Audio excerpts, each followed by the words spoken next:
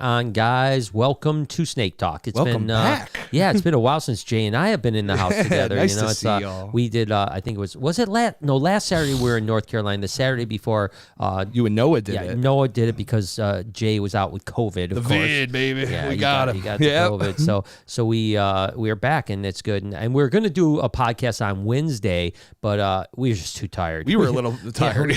we just got back from a very long trip that I'll talk about it a little bit later in the podcast. But it was a really hectic trip, and we had literally just got back late that night before, and so the next morning we just felt hung over from just being awake so much and driving 12, 13 hours. People don't realize how tiring driving is at long periods of time. You know, especially because we had done four long driving trips in a very short time, in 10 days, or whatever. So it was crazy. But wanted to get started talking a little bit about a project that I'm so stoked about. I've talked about it a little bit. And by the way, feel free to hit me up with the super chats. I'll be happy to answer any questions you guys have. Heck yeah. You guys I love it when you steer the ship because that makes my life easy on these podcasts. So after all, it's about you guys, not about me. So I wanted to make sure that I'm talking about what you guys want me to be talking about. So regardless, I want to talk to you guys about Animal Con. I've talked to you about this before. So basically, everyone knows what Comic-Con is, right? Of course. It's basically like, you get together all the cool people from comics / sci-fi / all this other stuff, and you get into one area. Well, I've been thinking about for years doing an Animal Con. And this has been something probably for 5 years that's been on my mind. Well, finally, earlier in 2021, midway through, I kind of partnered up with a couple people that run big conventions and I went to them and I said, hey, I've got this idea. The reason I went there is, could I do it myself? Possibly, but, I don't know how to do an event like that. I've never done it. Huge, and the most biggest thing is that one of my partners negotiated with the hotel, and literally it was ridiculous from the starting point of what the hotel really beautiful. Right? Just, by the way, can you pull up Caribe Royale? I want people to see where this is. So this is going to be Caribe Royale is going to be you can say Orlando. Yeah, there you go. It was so sick.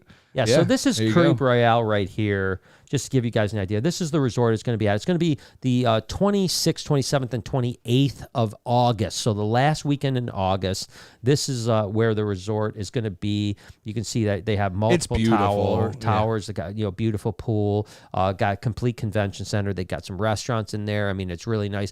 And we've negotiated the price of the hotel room that's typically like $200+ a night, $200 to $229 a night. We've negotiated down to $140 a night. Wow. So really, it's not cheap because you could probably stay somewhere. But in Orlando, you probably can't find a hotel for under $140 a night, and you're staying in a $200+ room night. You know, so and it's a beautiful room too. So yeah, it's a beautiful place. I mean, Jay and I have stayed there a few times, and so Animal Con is going to be a conglomerate of what I hope to be all of your favorite YouTubers, TikTokers, Instagrammers that are in the animal world, right? And not just the reptile world. We're going to certainly have all the reptile. Well, I hope we will have all the reptile people there.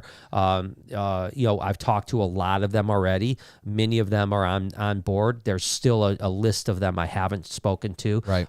So over the next week or two, we'll be doing that. I think we're going to be able to launch the website within about 2 weeks. Oh, that's awesome. So within about 2 weeks, you'll be able to buy tickets. And listen, number one, we're there. Yes, you'll be able to have a lot. We'll be able to have a lot of people there. Right. But there will be some limitations, right? And not only is there going to be limitations for tickets. If let's say we sell 5,000 tickets, I mean, we can only put so many people in the place. So there's going to have to be a limit. And if you think about, like, we've got like Joey from King of DIY is already committed to come. He, when he does an event, typically like 1,000+ people show up. Even paid events, I know he had a paid event not long ago. I remember went to. It was like just 200 tickets, but it was like $100 a ticket, and they sold out in like a half hour. So I think 5,000 tickets. Don't sleep on it is what I'm saying. Get those tickets fast. Get the tickets, and also we only are going to have about 350 rooms at that rate now. We have negotiated with the hotel where if we sell all that block, they will give us another block, but we don't know how far that's going to go. So booking the hotels are going to be pretty important as well. But anyways, point is that I've talked to a bunch of people, Crocodile Kyle's coming and I mean, I don't want to give away. It's going to be a bash. That's pretty much, that's all you need to know. I mean, we've had a lot of commitments from a lot of people already. And some of the bigger creators, on the platform are pretty sure they're coming. I talked to them this week and they said, hey, let me just check my schedule. Yeah. We have one keynote, potentially that will be the biggest animal guy, which would be so sick. So we won't. You guys might be able to understand who the biggest guy is, but he's a friend of mine, and I talked to him, and we're gonna have a meeting this Tuesday. Oh, sweet! And hopefully, really? Yeah, this Tuesday we meet, and he sounded very excited about being the keynote for it. So basically, what it would be is, that's awesome. The keynote is kind of it's going to be like the kickoff, right? Yeah. So Friday we'll have an industry day where people that are more like wanting to become, creators, so on like that. It's going to be more business on Friday, right? It'll probably be shorter, maybe like a 12 to 4 type of event, right, where there'll be panels, there'll be question and answer sessions, there'll be different things like that, but it'll be more like talking about the business of what we do, not so much like, hey, what was your coolest animal adventure? It's going to be more like, hey, the nuts and bolts of what are some good practices to become a YouTuber? How do I become, how do I collab with people? How do I, create great videos? What kind of editing software you use? How do you create brand integrations like we do?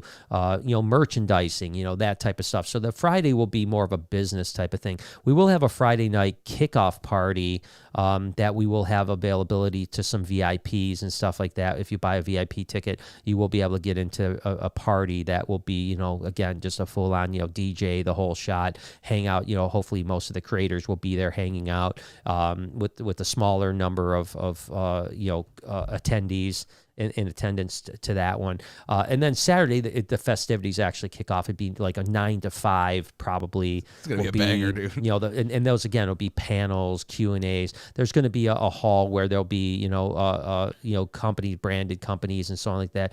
And then ultimately, I almost said the name. Gotta relax. Whoever's the keynote at that point will we'll give like the opening 45-minute speech, about cool. Like his best or their best adventures and what they've done to grow, over 20 million followers on YouTube and you've really narrowed it down. Yeah, you know what I mean? If you don't know by now, you don't know by now. But again, we don't have any commitment. I don't want to say, of course. But it sounds pretty good. But we'll do that. And then from there on, there'll probably be at any given time, there'll probably be 3 or 4 things happening at once, right? Different rooms. So there'll be the main stage that's going to have the biggest creators. And again, there'll be a panel with maybe a moderator that is asking them questions about blah, blah, blah. And then there'll be opportunities at some point to do question and answers from the audience. And then, all kinds of different events like that, that'll happen. And then we'll have the same thing kind of happening in room A, room B, and room C, but obviously the main stage will be where the biggest creators are, right. And then the smaller creators will have, which is great because maybe you want to be in an intimate setting with someone that has, 100,000 subscribers as opposed to having 700, 800, 900 people in a room with millions of subscribers. Millions of subscribers. Yeah, because it's not as relatable even, right. For somebody that's just coming up and growing their channel and stuff. I mean, to talk to somebody that has, if you have 100,000 subscribers, to talk to somebody that has 10 million, it's almost like you're not at that point yet. Yeah. So, I mean, it'll be cool. Super cool. There'll be merchandise available. We'll not only our merch, but we'll ask any of the creators that have merch. We'll have them on the table for people to buy. Again, there will be other sponsors like, we're hoping the Zoom Eds of the world and the, also dog companies and so on like that. I love that you're the one doing this because I'm very surprised that this hasn't been done already. It's shocking. You know what I mean? It's shocking that it has not been done already, and I can't believe it hasn't been done already. So we're super excited about it. Let's hit a couple super chats, and then we'll get back into what I'm talking about with Animal Con, and then I've got a bunch of other topics that I'm going to cover today too. Just to tease, we're going to talk about the fact that I went to a first reptile show this last weekend. Did? Yeah, with you. Yeah, it was really fun. First reptile show I've been to in over 5 years.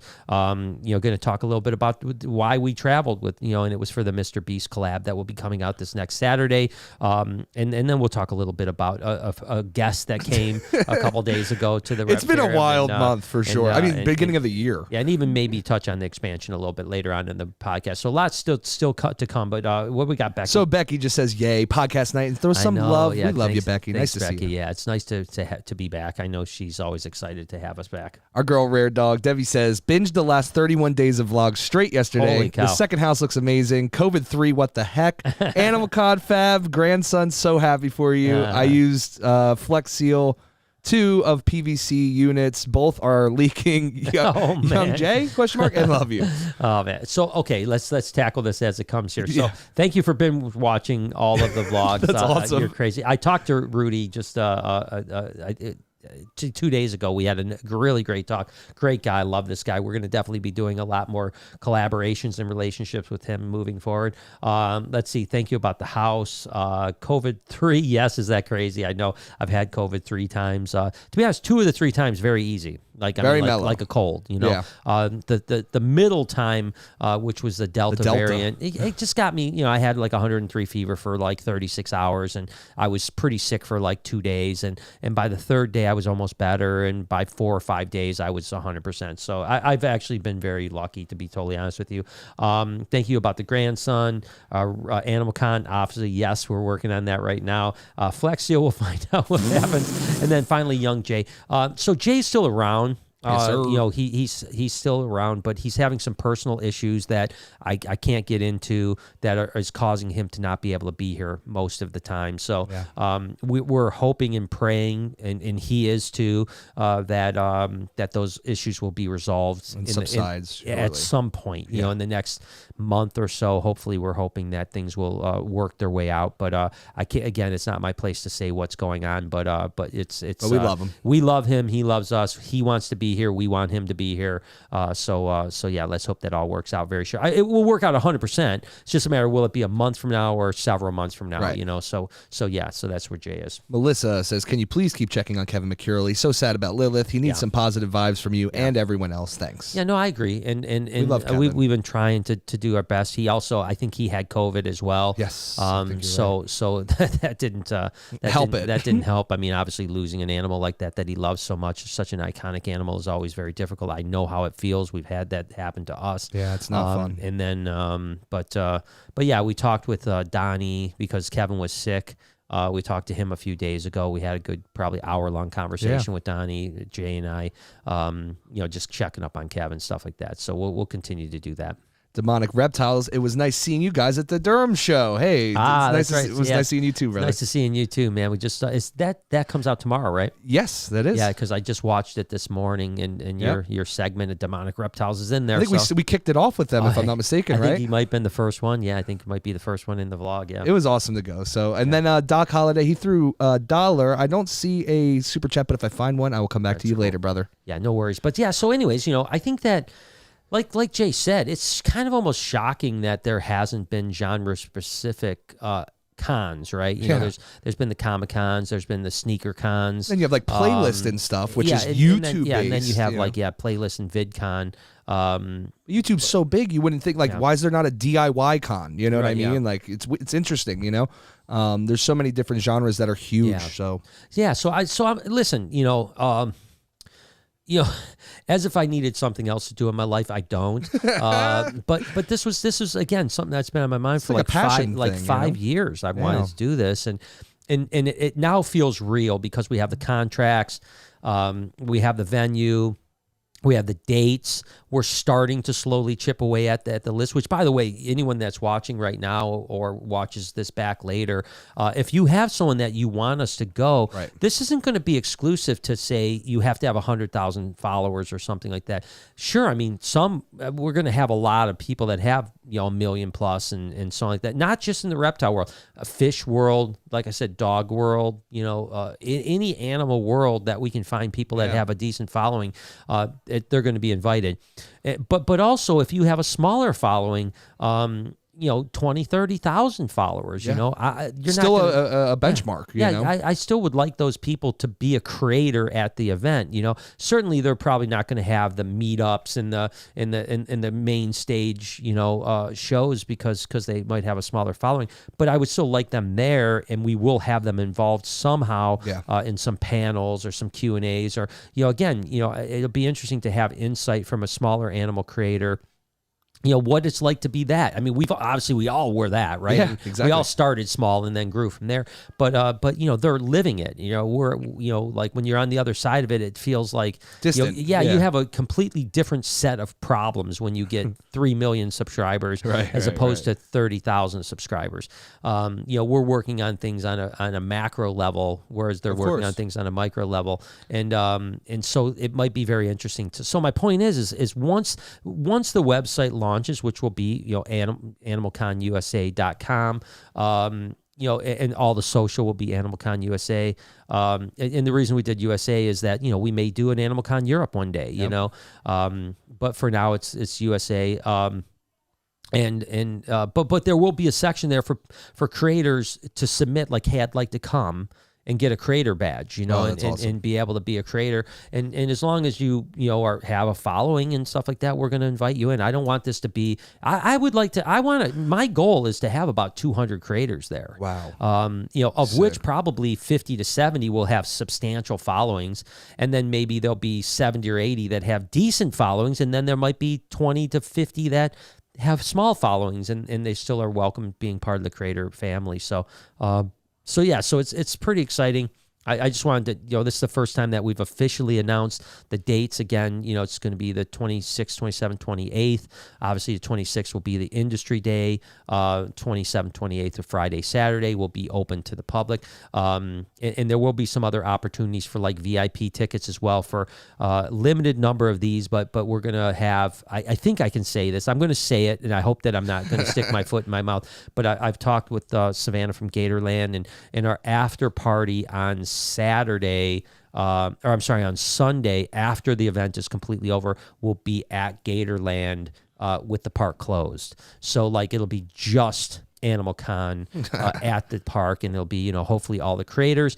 And we'll probably have about 200. I'd like to have about 200 tickets available to buy for VIPs that are not creators. So, dude, you guys are going to have a blast. We've been to Gatorland a few times after dark, and it's awesome. And it's not gonna. It'll start, after. After hours, I guess. And we'll probably be there till dark. You figure it'll be August, so it'll probably be light till 9:30 at night. We'll probably start off at 6 o'clock. The animal kind of end at 5 probably, and at 6 o'clock we'll meet up at Gatorland and have like a 3-4 hour event at Gatorland. It's gonna be sick. That I'm sure we'll do gator feedings and croc feedings and some other fun stuff. Gatorland always does well. So again, I hope that it sounds like Gatorland was in on that, and so I wanted to bring it up. But again, a lot of things have to get locked down before we have everything in place. But you guys get the sneak peek because I'm talking family. I'm talking about things that maybe even I shouldn't talk about. But now that we have contracts and everything, now I'm not like I was really apprehensive to talk too much about specifics, and because you don't want someone else to come in and go, well, I'm going to do this, you know? Exactly. Now we're pretty much locked in, and we have enough commitments from enough pretty major creators that it looks like it's a go. Yeah, it's a go. It is a go. Yeah. And I think that it'll only snowball as more creators jump on. Like I said, we have a pretty good list of guys already that have really good followings that are going to be involved. And I think that as like, oh, you're going, okay, I'll go. Yep. You going? Oh, okay, I'll go. Keep up with the Joneses. Stuff. And then there's a whole new, like I'm not very connected in the dog world, but I have a couple connections. So what I'm trying to do is reach out to some of the biggest dog guys and see if I can get them started, and then they can maybe help me in the dog world as well. Not that there'll be a gazillion dog creators that we'll probably invite, but I would like to still have that. I mean, dogs are animals, and obviously we all love dogs, and so why not have those creators available too? It is Animal Con. It's not Reptile Con. It's not Fish Con. It's Animal Con. Lindsay says, nice shirt, Brian. That's the exact one I ordered. Love them. Awesome. Hey, can you tell me if the wild type retic on BHB is good with people? I may be interested. If so, love to you and Jay both. Much love. That's Slim Jim, right? I think so, yeah. And Lindsay, I'll check for you. It was good, but it hasn't been worked with over the last probably 4 months or so. Yeah. So let me make sure it's still good. It's a beautiful animal. I love it. The reason we got it was it's a male, by the way, and it's the reason we got it is we really wanted to have a wild type. You know, it's so something beautiful. that was just like, hey, this is what a normal retic looks like. But we just have so many retics now that it's just we gotta slim down the Slim Jim down the retics. But he was a really sweet. It was someone's pet before we got it, and then we worked with it quite a bit. And then the last 4 months, he kind of just didn't get work with his. I mean, he gets handled obviously to get cleaned. Yeah, but he's not like handled by the public and stuff like that. Yeah, so let me check up on that to make sure before I tell you. Pat says, "Hey Brian, was wondering with the expansion, are you worried about any enclosure issues?" No. I mean, I don't know what that would mean. Yeah, me neither. But no, I'm not. I mean, I'm more worried about the enclosure issues than what we've already done. I mean, we think we think them through pretty thoroughly before we go forward, and that's not to say we haven't ever made mistakes, but no, I'm not concerned about it at all, to be honest with you. I'm more concerned about the aquarium issues because that's not my wheelhouse, So I think that we'll and that's one of the reasons why with the aquarium expansion, I'm bringing so much help on, right? Yeah. I'm making sure that we have a tremendous amount of support staff to help with the aquarium side. Like I'm doing the design of the aquarium, right? I'm doing nothing else from the actual setup, right? Like all my friends that are in the fish world will be helping me with like sourcing every single bit from the substrate to the filtration to the lighting to the corals to you name whatever happens to be in it. They'll be helping me with all that because I'm not going to sit here and tell you I'm an expert by any stretch because I'm not. I don't know what I'm doing.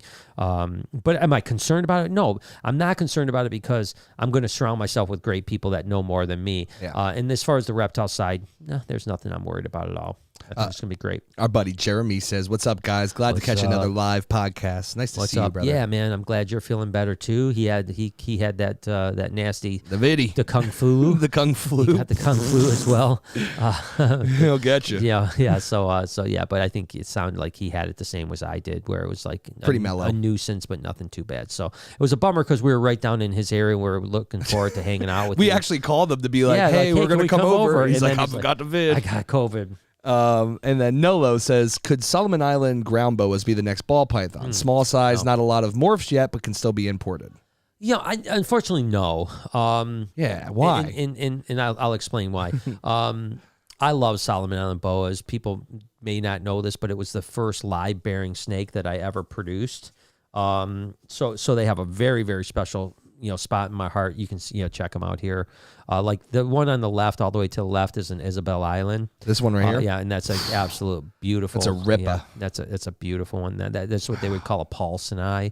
So they're Candoia carionata, and that's a Candoia carionata Paulsoni. How big do these get? Like size of the viper boas? A little bit about viper. It's a little smaller than a ball python. But the reason they won't be the next ball python is they're born very small. So that's the advantage of ball pythons is that they're born pretty big, right? And very durable. These are born like corn snake size, and then they are very difficult to get to eat as babies. What do they eat when they're young? So in the wild, they'll eat house geckos. Mediterranean very house small, geckos. yeah. So like the first litter I ever produced, and I produced a number of litters over the years. First litter I know exactly because I remember it like it was yesterday. I was like 16, 17 years old when I produced them. I had 22 babies. I think that there was 6 right off the bat took pinkies, right off the rip. And then I had probably another 10 or 12 over the course of 3 months that started to eating on their own. So we probably ended up with about 16 or so of the 22 that did eventually eat on their own pinkies.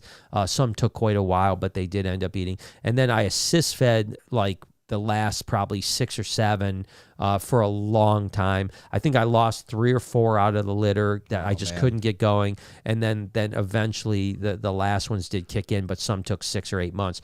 That's why they won't be the next ball python, and they also don't have morphs, right? Yeah, that's what makes the ball python so special, right? Right, yeah. You know, I mean, they have like color phases, much like the viper boas or any of that stuff. They have that stuff, but they don't have that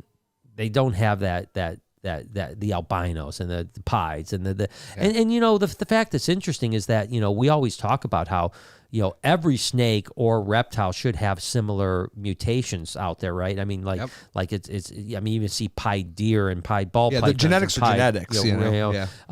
But they've been importing to Solomon Islands since the 70s. Really? And there hasn't even been an albino. You know, not even an albino. Interesting. Which is crazy. Now, you know? the viper boas, Brian, I know we have a few that are like, some are black, some are orange, some are those localities or just polymorphism? No, polymorphic, yeah. Wow, and that's very polymorphic. Yeah, so, you know, one litter, you know, just much like the Solomon Island boas or the Amazon tree boas or something like that, you could have a litter and have 8 different colors in one litter. So, now localities, when it comes to like the Isabel Islands, you know, those are, you know, really bright, beautiful Solomon Island boas. So it's a little bit different there, but yeah. Interesting. Vanessa says, "Hi Brian, Barczyk. Hey. How about, is it Demexius? Demexius, and then Will Nace, I guess for animal. DM Exotics. Oh, DM Exotics. Yeah, okay, DM just want to make sure. So Will Nace, he's already committed. Yeah, of course. So I'm going to tell you, Will, you better not back out. Yeah, you ain't backing up. I just said that you were committed. And we know where you live. So Will is coming for sure. DM Exotics, you know, he lives in in Thailand. So so he does spend some of his time here in the States, but he retired and moved to Thailand. So he will probably be in Thailand when this goes down. If he happens to be in the country, I would love to have him. I'm a huge fan of Dan's work. I've known Dan from 20 plus years. Wow. I follow everything he does. I love him and his wife. If they would happen to be in, you know, when they do come back, they come back to California. If he's happened to be in California, I would love to have him. Heck yeah. But I know that he spends most of his time in Thailand now. Austin says, "It's been a while since I caught a live fam. Wow. Now, random question. Do you think you'll get a heavily aquatic snake for the Reptarium, like an elephant trunk snake? Much love and keep rocking." First off, thank you for your support. Welcome Much back. Love, brother. Yeah, I mean, I think so. I think that, you know what I really like is not the elephant trunk snakes, but the darn, I can't just tentacle snake. Tentacle snake. Thank you. Yeah, I've thought about doing the tentacle snakes. You can kind of see these guys here. They're so bizarre, dude. So interesting. It's like a snail snake. Yeah, and I think that would be a really good rather than at the Reptarium, because we want a little bit of crossover. Like I do have a plan to have baby alligator tank up in the aquarium. So I think that maybe a tentacle snake would be really cool. Gap bridger. Yeah, to put up in the aquarium as well. We're obviously going to have like garden eels, which look like snakes as well, but not to mention some other eels. But I think I could see doing tentacle snakes for sure. Elephant trunk snakes, maybe. I'm not. I actually have always really liked elephant trunk snakes. They're super interesting. Very interesting snakes. I don't know for sure if I would do it or not. It's the jury's still out on that one. Nathan says, "Hey, Brian, been a rough week for me as my dad has been battling cancer and is now sick with COVID. Trying to stay positive. Thank you for all you do. Hang in there, brother. Hopefully Nathan, everything will work out just fine." Yeah, Nathan, man, my thoughts are with you and your pops, man. It's a tough time, you know. I mean, you know, obviously the good news is that, you know, hopefully, you know, the COVID side won't be that bad, you know. Obviously when you're fighting cancer, I had a good friend that went through the heart of COVID in treatment, and they were terrified because of that. You know, your immune system's already down, so like that. The good news is let's hope that this latest variant is so much more mild that, you know, if someone fighting cancer would have gotten Delta, it could have been really, really, really bad. And it still can be bad. I'm not trying to say it's not going to be bad, but hopefully, you know, God willing, that part will go through, and then hopefully that effing cancer will go away too, because that's I hate that. I hate it. Pat came back to say there was a Betty White fundraiser, and the animal shelter Blind Cat Rescue had $23,000 raised. Wow, that's awesome. Yeah, I heard a lot of different places had gigantic donations. That's so because cool. Because that, and I think that Betty White would have been really proud of the fact that people really, stepped up. Yeah. And I think it's pretty amazing. She was a big animal lover. That was my, my connection to Betty White, was my friend Mike Dees, who is the director of the LA Zoo, who passed away from cancer, ironically enough. He was great friends with Betty White, and he was the guy that was going to get me to meet Betty White years ago. And then unfortunately he got sick and passed away. She was a legend, though. But she loved animals. She was a big animal advocate. She was, she was a big donor to the LA Zoo. I think she was almost like, how, how you're on, Gatorland roll, I think she was like that with the LA Zoo, if I'm not mistaken, because when in an interview, she was like, yeah, and I work with the LA, or work for the LA Zoo, but I think, kind of one of those things where it gets her to do things, And this is like the third time today I've swallowed water down my wrong pipe. So excuse me, guys. I apologize. Hang in there. I'm just petitioning to get a Betty White Day, and every day on her every year on her birthday we donate to zoos. I think that's a great idea. I think it's a wonderful idea. Who do we talk to? I don't know who. Can we get a hold of Mr. Byron or something? I can. I don't know if anyone can at this point. Yeah, way to go, Byron. Yeah, it's interesting enough. There was actually a guy years ago named Jason who ran the Reno Herp Society. Wow. And he was trying to officially get a Reptile Awareness Day. Oh, that's cool. And so I vaguely remember the petitioning you had to do to make an official government day. Yeah, it's probably a lot. Yeah, and he was kind of going through the works with it. So I think it's not completely impossible to get a Betty White Day. We have to. She's a legend. I mean, how many legends live that long? It's not many. I mean, and Steve, there's Steve Irwin Day in Australia. Very cool. I didn't know that. Yeah, it's a big popular holiday in Australia. So yeah, Betty White Day. Let's do it. Christina threw a super chat. I don't see her super chat though, so if I find it, I will come back to you, Christina. Cool. Pat says enclosure issues like salt and peppers, water leaking. Well, I mean, that's the whole point of what I was saying, why I'm not concerned about it, is that we won't make that mistake again. Yeah. We've learned what not to do. And really, out of all of the enclosures that we built for the Reptarium, that's the only enclosure that has had any issue. Yeah, I mean, we've had a couple minor issues that we fixed, and they've been fixed forever. Salt and peppers is the only enclosure that we can't seem to solve, but we know how to do it different next time. Yeah. We could easily remedy that by just doing something a little bit different while creating the enclosure. Yeah. So we won't make that mistake again. That's why I'm not concerned about it. Christina says, I'm a natural science student. I have questions about what makes someone a great candidate. Any chance you have an email I could reach out to? Absolutely.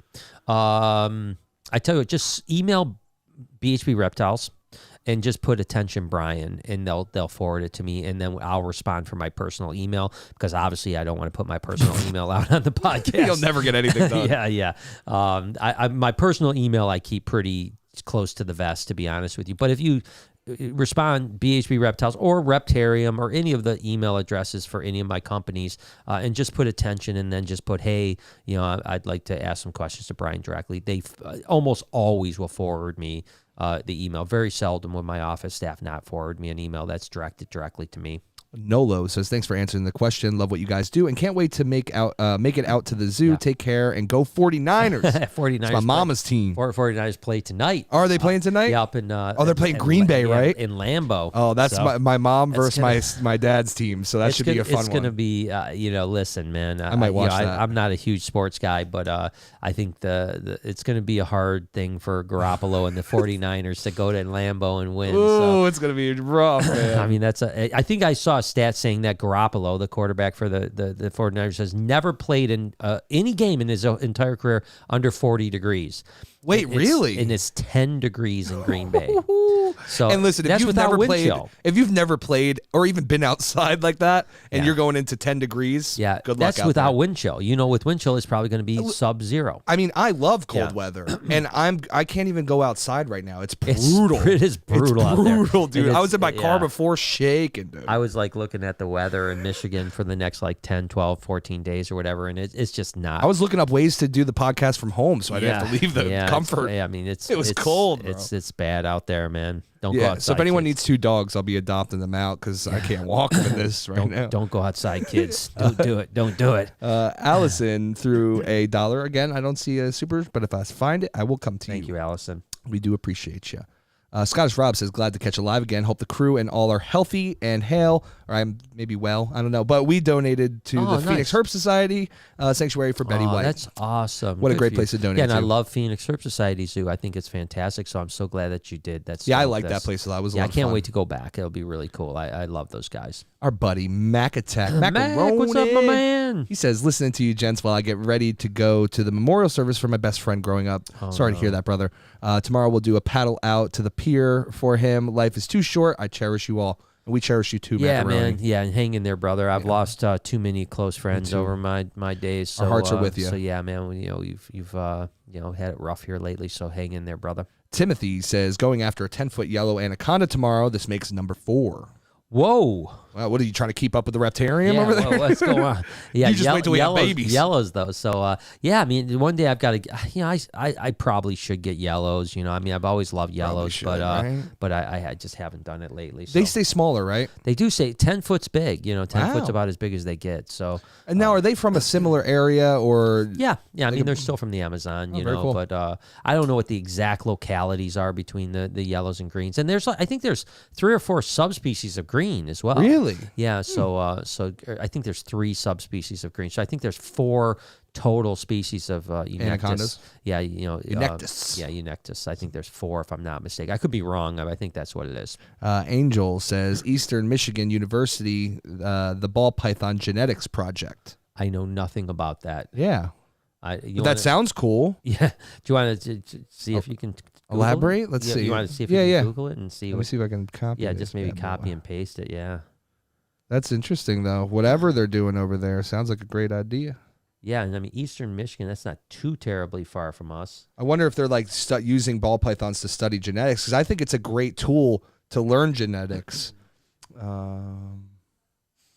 see, ball python genetics project.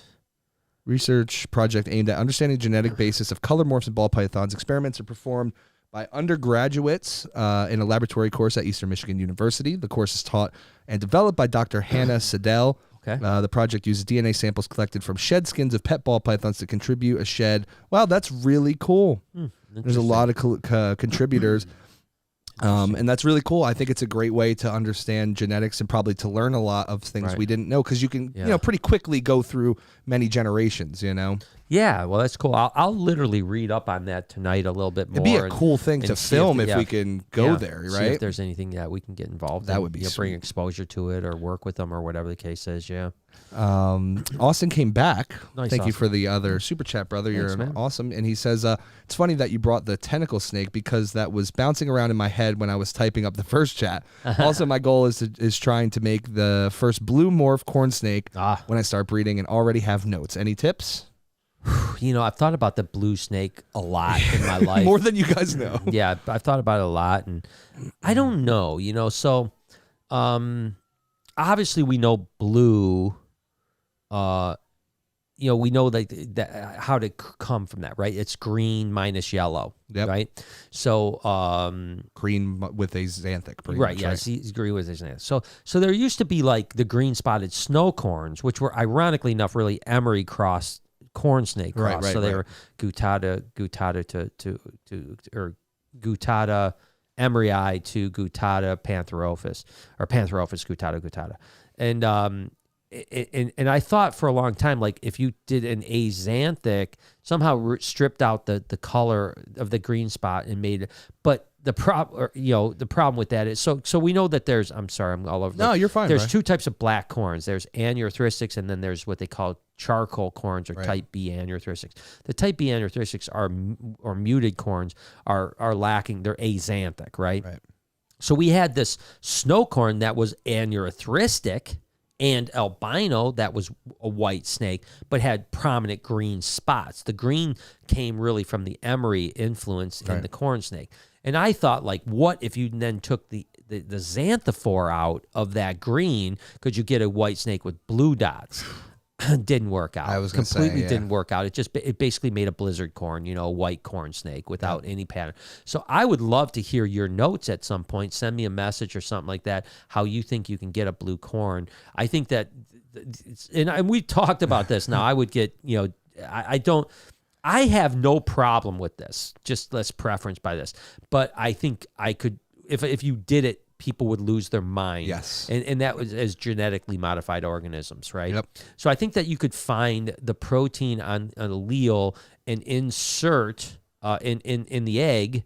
You could insert, say, blue jellyfish DNA. DNA. Yeah, the protein that makes them blue. Yeah. Right, and then what happens is not only will that snake be blue, but then all of it would then become a recessive mutation for blue. So you wouldn't be continuously tinkering with the organism. You would do it one time. You'd be modifying the protein on an allele to create blue pigment, and then that animal would have blue jellyfish pigment, and then that corn snake from now on would be blue. Yep. And I thought of that with ball pythons. I thought about all kinds of stuff. I think that people would lose their mind when you did it. Why? I don't know. Yeah, it has no effect on. Yeah, it's not a health issue. It's like I understood when people because glowfish, right? Yeah. So originally glowfish, back in the day, were like every fish was injected with a dye, a glow-in-the-dark dye, and then they did the genetically modified glowfish, which we will have at the aquarium, by the way.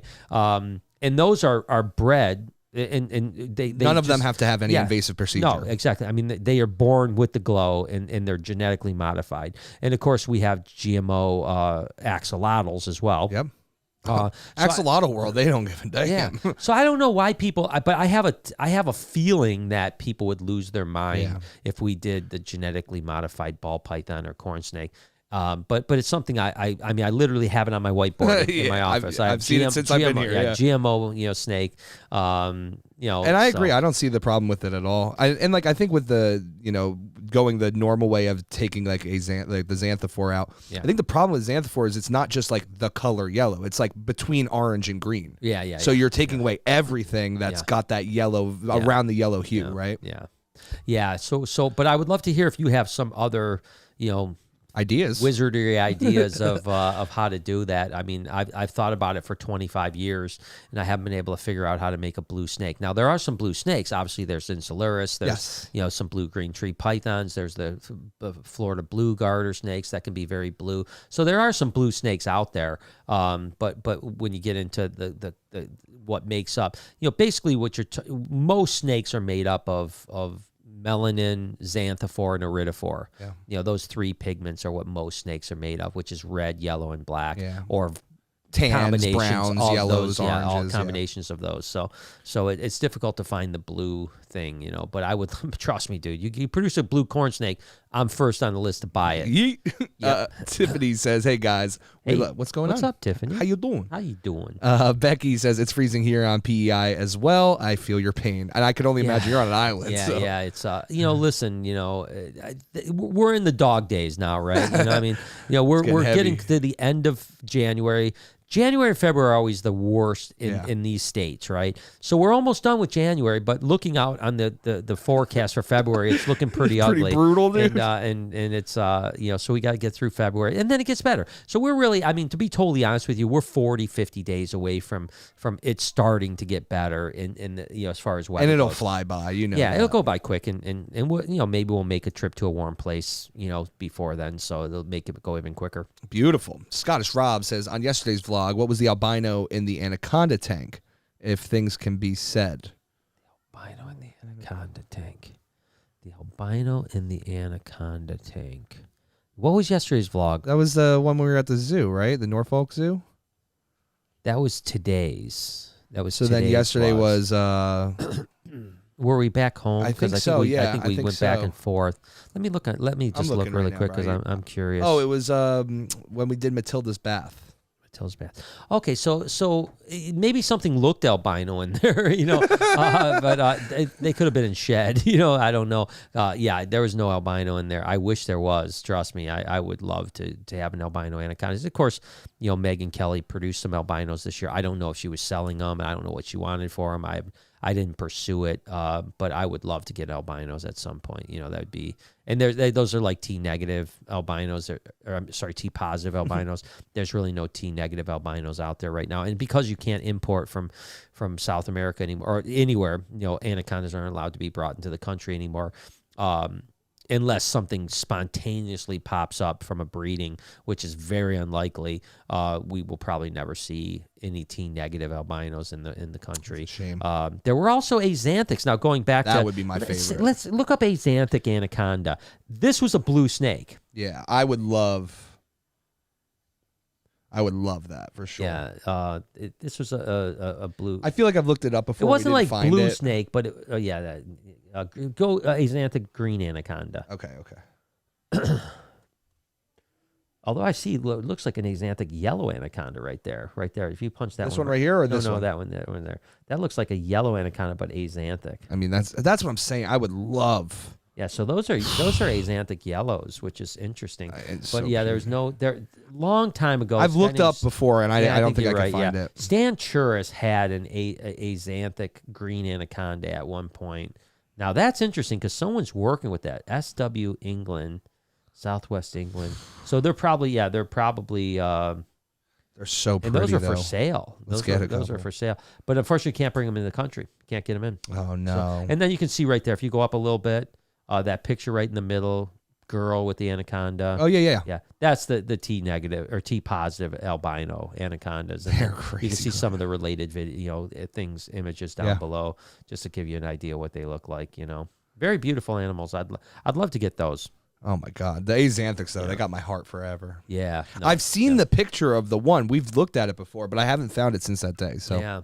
BRH Reptile says, add this to the fun to get your cannon back. Good checking in, boys. He's a Sony boy now. Thank you, brother. Shit. You know, I will say I've only been working with the Sony for a short period of time. Much easier camera to work with. You know, I like the color, the picture profile. It's, you know, like it can go from.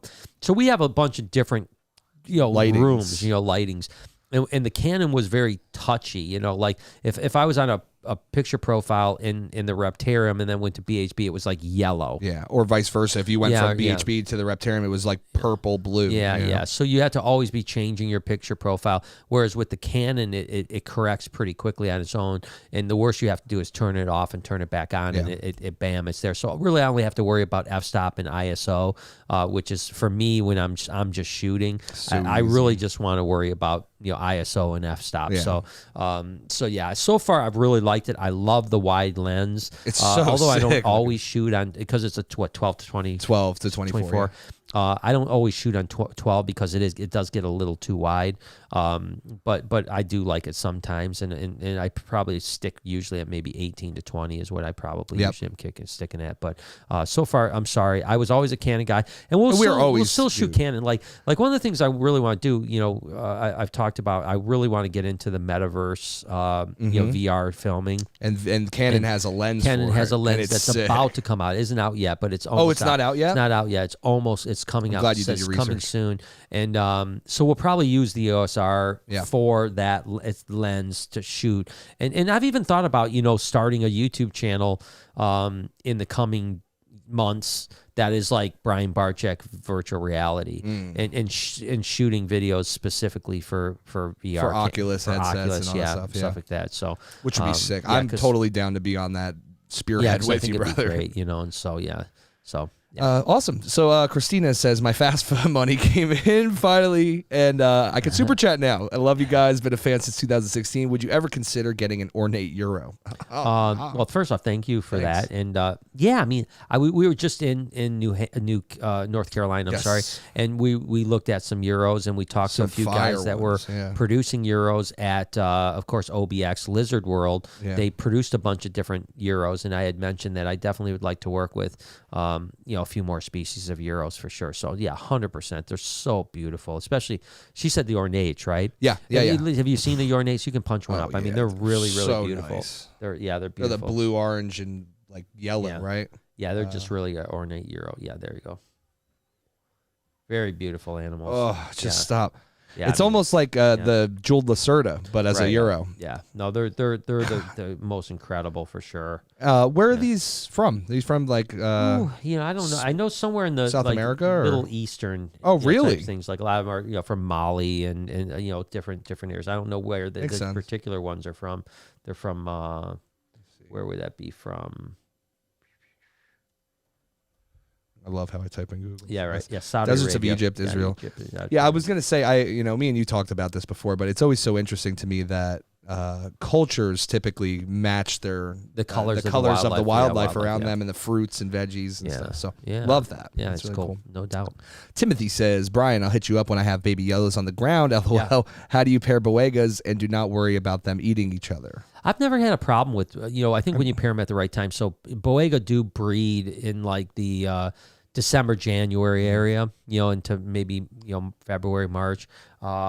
And so as long as you're in the right breeding season, it's much like, listen, you're always taking chances, right? It's like when you breed king snakes. If you breed king snakes in the spring, they typically don't eat each other. Every now and then we had Carol Baskin that ate a bunch of them.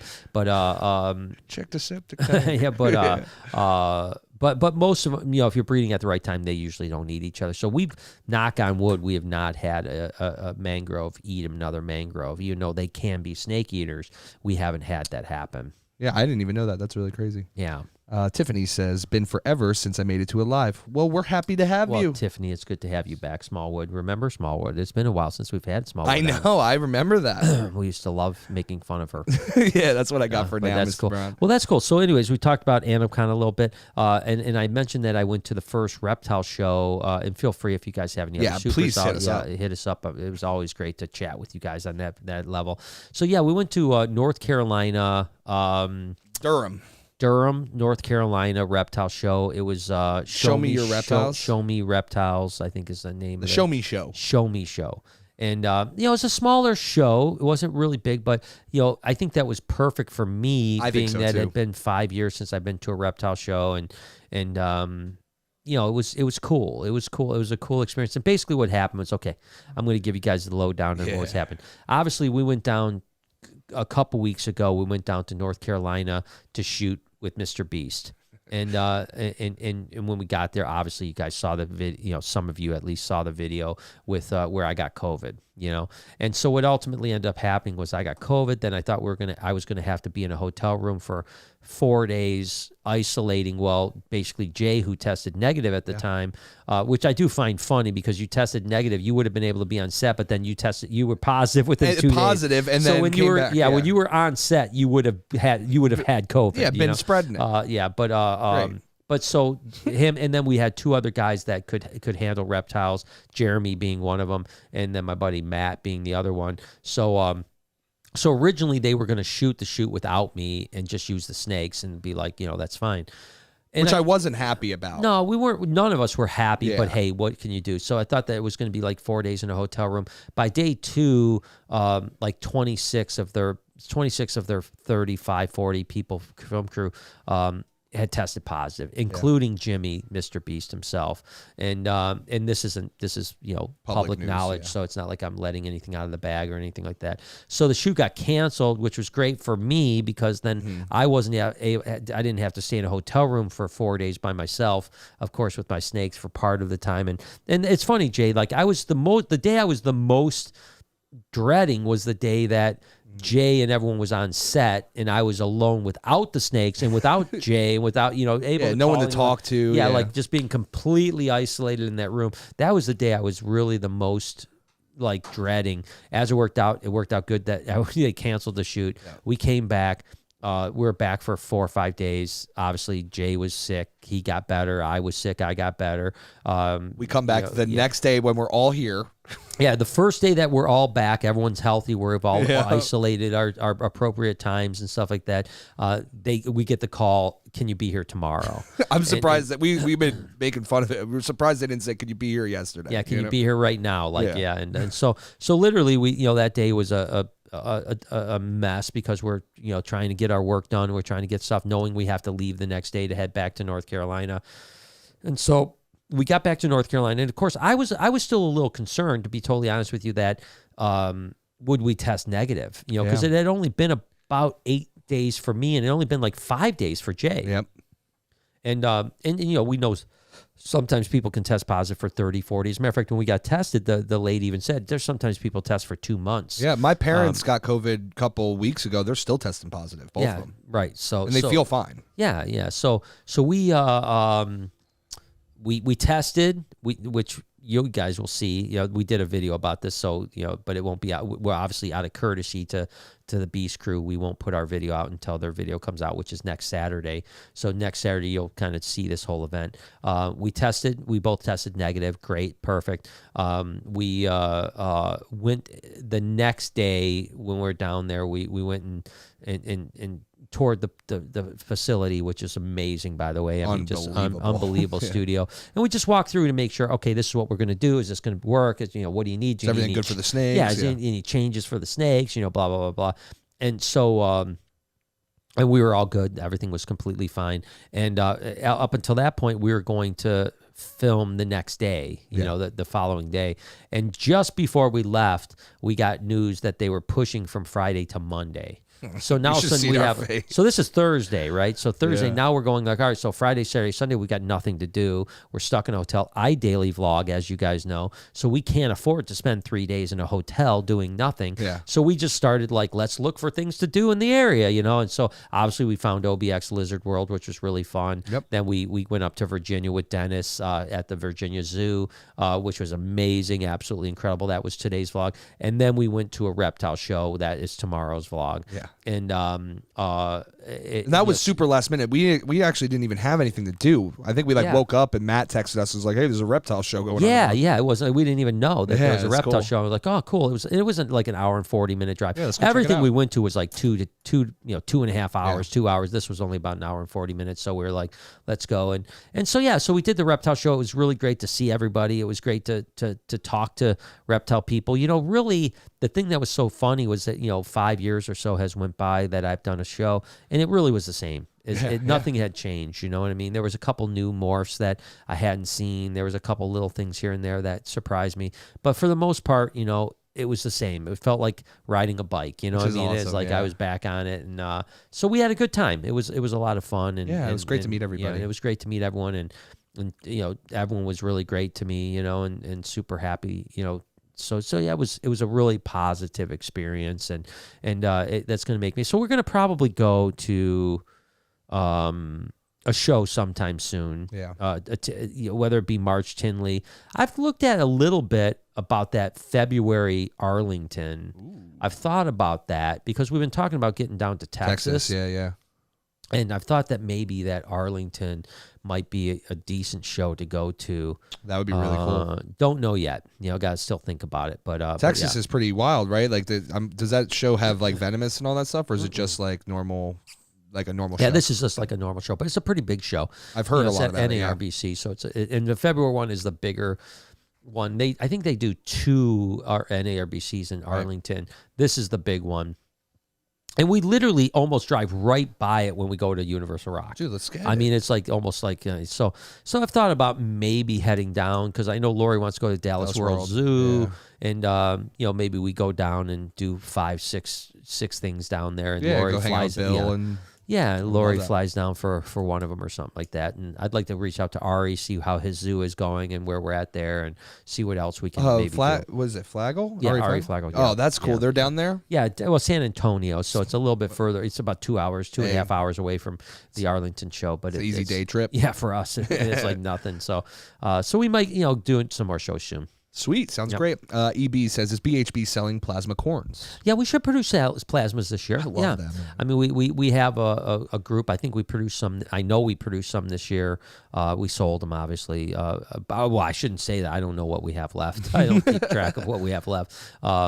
But look on the website to see if there's anything on there now, and if there's not, there will be this spring when we bring stuff out of hibernation, which won't be long. I mean, we're almost in February, and we usually bring middle of February is when we start to warm stuff up and start breeding in March. So, it's coming quick. Is there plasma scaleless, or that hasn't been done yet? I haven't seen a plasma scaleless. That doesn't mean there isn't a plasma. Yeah, I'll see if I can look one up. Yeah, plasma scaleless corn snake. I mean, it wouldn't surprise me if someone's done it. I just haven't seen them personally. I feel like it'd be beautiful, Yeah, it would be. It does look like there might be one. That's There's definitely not many. Whatever. Yeah, that's not scale. Yeah, that one might be. That looks like a plasma scaleless corn, maybe. Well, very cool either way. Yeah, that might different be than I thought it would look, to be honest with you. But that may or may not, because that does look almost more like a snow. That looks like a snow. Yeah, snow scaleless. I don't think there are any. I haven't seen. That's maybe. Yeah, no, I haven't seen any. That's cool. That'd be. But yeah, because the plasma is like if you go to that 24 beautiful corn snake morphs. Yeah, that's the plasma. Right. Yeah, but, like almost like this, right? Yeah, but they're so pretty. Yeah, love it. Yeah. All right. Well, there you go. Yeah, I don't know. Yeah. Drew says, "Can you suggest any good places to get green trees?" Texas chondros, Phoenix reptiles, and there's so many more. I mean, there's a lot of people that have, but I like. I mean, Mark is a great guy. I do love Mark. Bill from Phoenix Reptiles is an amazing person. There's a lot of great green tree python people out there, so I'd be alienated. I could spend probably a half hour telling you all the people that you should get them from.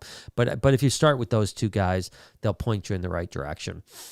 Scottish Rob came back and says, March Tinley. Yeah, I'm thinking about March Tinley. Dope, like I said, I was thinking about maybe doing the Arlington and maybe March, both, possibly. Not 100% for sure on either of them, to be honest with you. But, we've traveled a lot recently. I'm down, and yeah, I mean, it'd be fun. I mean, it's still, that's still 3-4 weeks away, so we'll probably have recovered from it. I think both Jay and I have both said, so we have Paul Cafaro is going to be up on Monday. Yeah. And so we haven't had a day off in forever. I mean, like we've had days off in North Carolina because but you're on. You're still on because we're with each other. You're like thinking of stuff. Like we're still on. We haven't had a day like to where we're just like chilling in a while. So I think that when we get a day or two to chill, we'll feel like let's get out of here. Yeah. Right now, the thought of going to anything is like. I think in 3 weeks from now, we're gonna be like, we gotta get the hell out of here. Let's get out of here. That's how it always goes. Yeah, no, I agree. With Each one makes you appreciate the other. You've been home too long, you're like, I gotta go, and you're gone too long, you're like, I gotta go. But and I have an idea that I want to do at this reptile show. I've been talking about it for years. A couple years since I've been with you, I'm pretty sure. But we haven't done any shows, so hopefully we'll maybe get down there and see what's up. A messenger says, "Hey Brian, I've been watching since 1.0, but question: who is tamer, Ivy or Gemma, and why?" Ivy or Gemma? I think they're very different snakes. I think they're both equally docile. Yeah. I think Ivy is more curious, so she seems to be more interested in what we're doing. Gemma doesn't seem to have that much curiosity to her. Weirdly enough, Juliet, the snake that I borrowed for the beast, as well as been here, for a while. She's more similar. She's similar to Ivy, where she's very curious. You'll stand there and she'll like come right up to your waist with her head. Yeah, we had her out with the whole beast crew. Yeah, and I like you said, they were just going up, going up to everybody, and like I was waiting for her to go fully 6 foot high. Yeah, it was where especially Adam. Adam's tall. Adam's a tall dude. He's like 6'5", 6'6", and he's taller than that because I'm 6'5", and he's taller than me. Yeah, he was a tall dude, and that thing it was going like all the way up his leg, and so cool. So yeah, it's nice to have a snake that size that you feel super comfy around. Oh yeah, It's different because when you're dealing with Lucy or whatever, you're still thinking of like, damn, if this thing bites me, like it's not gonna be fun. Julia, I never thought about that the whole time I was with her. No, she's great. So they're a little bit different, but I think they're equal. Like I would trust either one of them around kids. Let's say, Yeah. I agree. Keith says, will you be getting any of the tree monitors? I seen the video with the zoo having 3 different colors, and they are some beautiful lizards. Yeah, 4. Yeah, 4 actually. Yeah, blues, blacks, greens, and yellows. So we have greens now, the Varanus Persina. I would love to get more for sure. I love all of them. The yellows are pretty brazen, so they're a good one. Greens are nice because they are typically out a little bit more. Blues and blacks like to hide a little bit more. Yellows like to come out a bunch. But I like that kind of like, you can see the greens, the yellows. And the yellows and greens to a layman almost look the same. It's like a shade different in color. It's not like yellow. It's still green with more yellow hues, right? Yep. But obviously the blues are ridiculous. Yeah, they're so sick. They're definitely, the blues are the most spectacular, maybe of all the monitor lizards, to be honest with you. but they also love to hide. They're the least. It's not a great brazen. handling animal for the most part. Yeah, you're so gonna it get makes it ripped up. difficult. But I could see doing. I'm not going to say no. I definitely could see doing them. Timothy came back to say, Brian and Jay, did you see where a truck carrying a lab monkey crashed and they got loose in PA? Oh my god! I just saw it. Sounds like the start of a zombie movie. Oh my gosh! Yeah, dude. Oh, what? You can't be doing. It's wow. 2022. You can't be letting monkeys loose. Oh dude. my gosh! I wonder what kind of monkeys got out.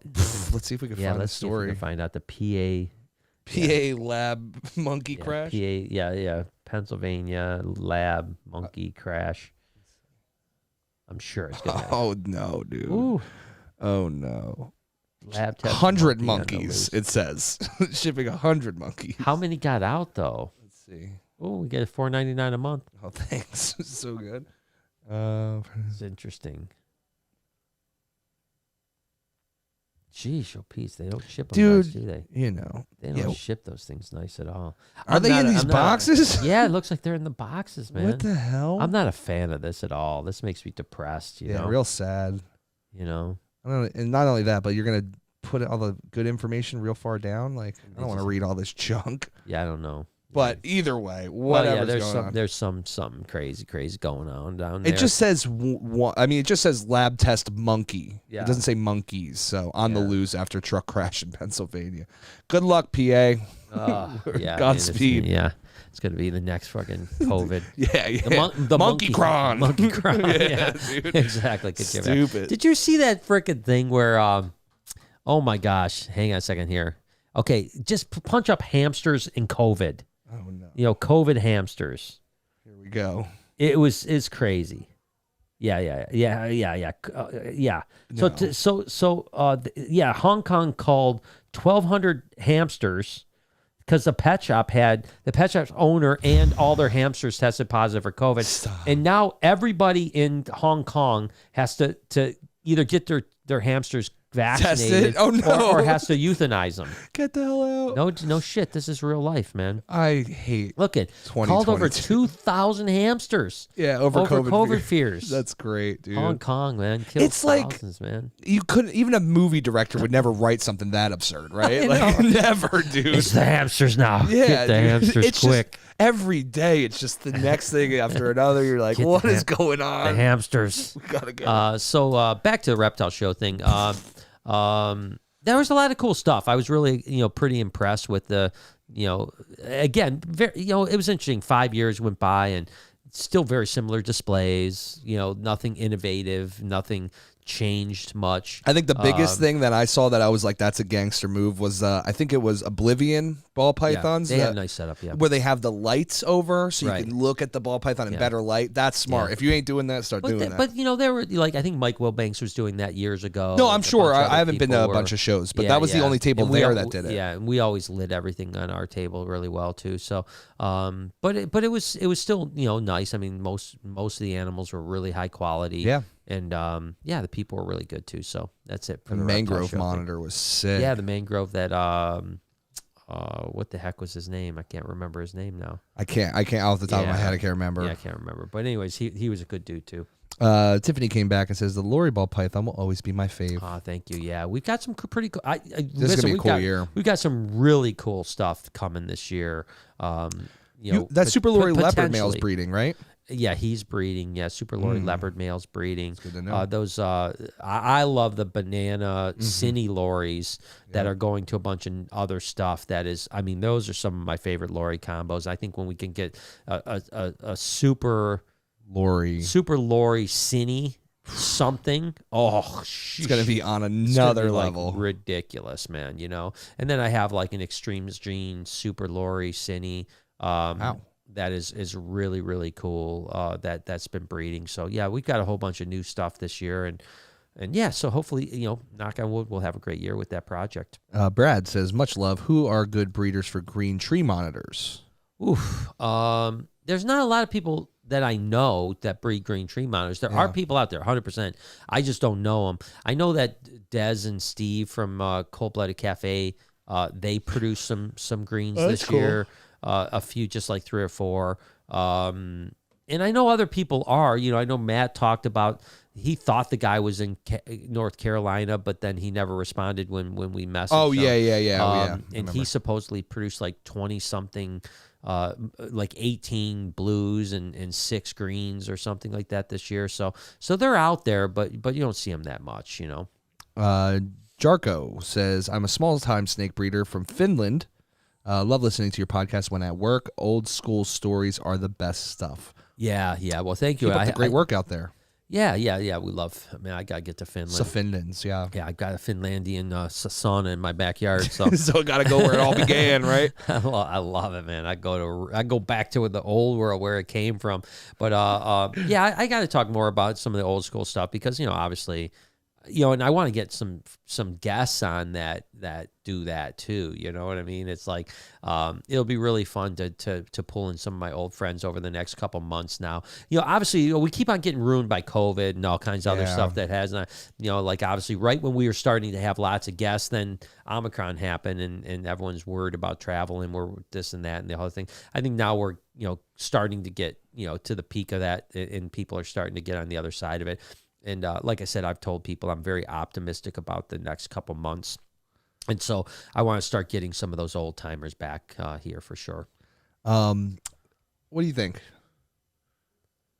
Nah. Okay. Nah. Emily says, in relation to the hamsters, Denmark had to euthanize over 17 million minks or ferrets due to some catching COVID. Broke my little heart. Breaks my heart too, Emily. I love 17 million minks. I mean, that's a lot of jackets, you know what I'm saying? That's a lot of coats. Jesus, that's crazy. I just don't get it. It's like, listen, we're going to get it anyway. Who cares if the ferrets get it? Right, you know? Yeah. And then Scottish Rob says, COVID is based from the coronavirus, which has been around for decades. Wonder if the ones that have chrono would then test positive for COVID.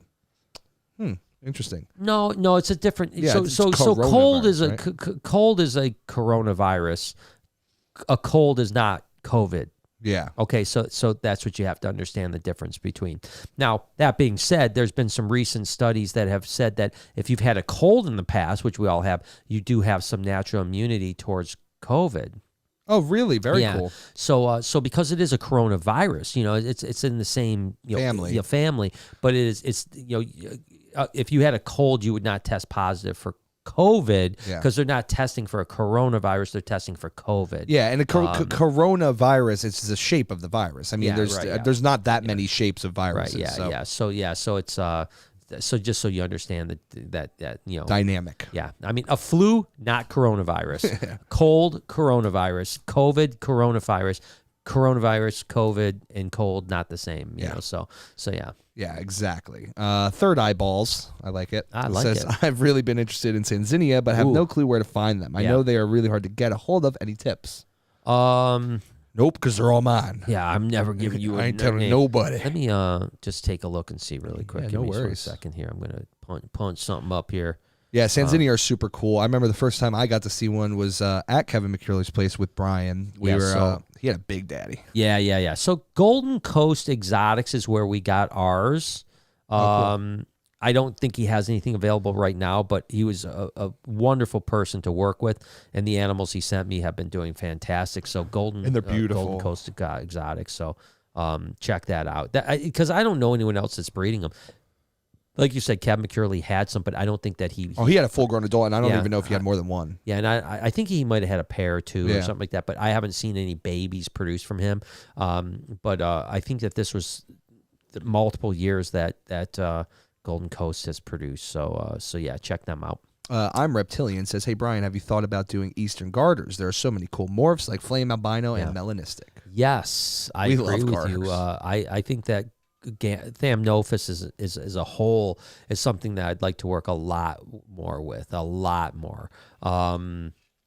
So I mean, what will I don't know. I mean, but I love, listen, my love of snakes started with garter snakes, and so I've always been a big garter snake guy. We work with Scots garters, checkered garters, Radix, And I think that's it for our Yeah, I think garters. you're right. But I in the past I've worked with Florida Blues. I've worked obviously with cool. a bunch of different ones.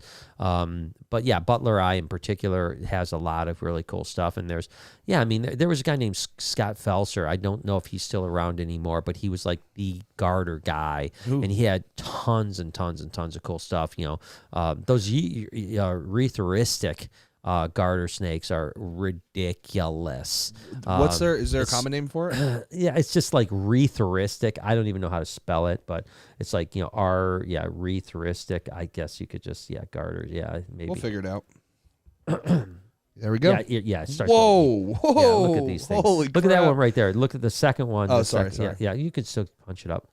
The second one I'd go to. This one right here? That one there. That's like Yo, dude. Look what? at that. Look at those. That's why I love garters, man. They're just so next level. And, they're different. They're tame. They're super cool. That's what I was going to say. They're a different type of animal than a lot of the colubrids. They almost, I don't know why, to me, give me more python vibes. And it's interesting because that one right now, if you go down to your right, yeah, and then up one, that says it's a plains, a radix, which is interesting. Huh.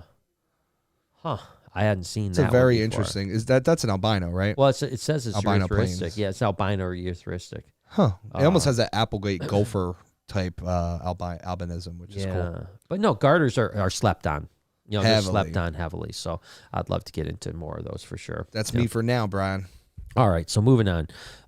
So we talked, just a couple more topics here to go over, and if you guys have any other questions, I'll cover those too. But so we did have. Today you can check out over at Shaggy and the Creep on YouTube.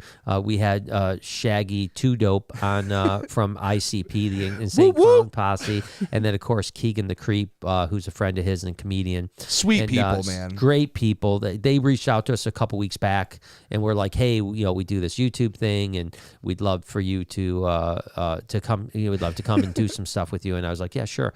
And I didn't know what to expect. Listen, I've heard of ICP for Insane Clown Posse since I was young, and I know they had a lot of impact.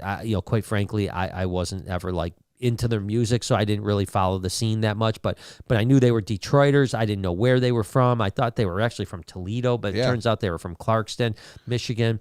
So they came and just really great people, really good people. As a matter of fact, Shaggy is we're going to do his kid's birthday party here in another like 2 weeks. And get out! He's going to do that. Yeah, he's coming here for a birthday party, and we're going to get them on the podcast. I think. I hope. Yeah, so, I think they're coming on the podcast soon, and I think we're going to do their podcast.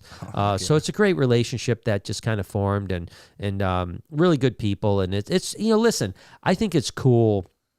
To see, which by the way, you'll have to watch the video. I watched the majority of it. Is it good? It was good. I watched. Me and Maria started watching a couple of their videos the other night because it's just so good. Dude. It is. They do a good job, man. They really do. They really do. And good personalities too. And Keegan said that this was like his favorite video they'd ever done. Oh, that's awesome. So, good to hear. So it looked really good, and like I said, I watched the majority of it before I had to leave. And it was a lot of fun. So our video on them will come out here. I'm editing that today. Yeah, so it'll be tomorrow. Well, it'll be the next day then. Yeah. So like Tuesday actually will be when you'll see the ICP, and it's a fun one, man. It was a really fun day, and it's just kind of cool, I mean, both Jay and I come from a music background where we played in bands, and you wanted to be a rock star, musician for a living, and of course, and obviously that's very difficult to do. It's not, most people don't survive that world. And here's this guy, that Shaggy, that's been doing it for decades, and that's what he does, and it's and I have a couple other famous musician friends, and it's always cool. Fun to hang out with them because you're like, oh, it's cool that you guys were that 17, 18-year-old kid like I was, but you made it. And you kept doing it. Yeah, you did it, and it was kind of funny because we were talking about the success of ICP because it's a very cult. Yeah, cult following. And we actually even Googled, like, what is Shaggy worth? Now listen, we all know that net worth ain't accurate. Net worth ain't accurate because, I think that at one point, like, whatever.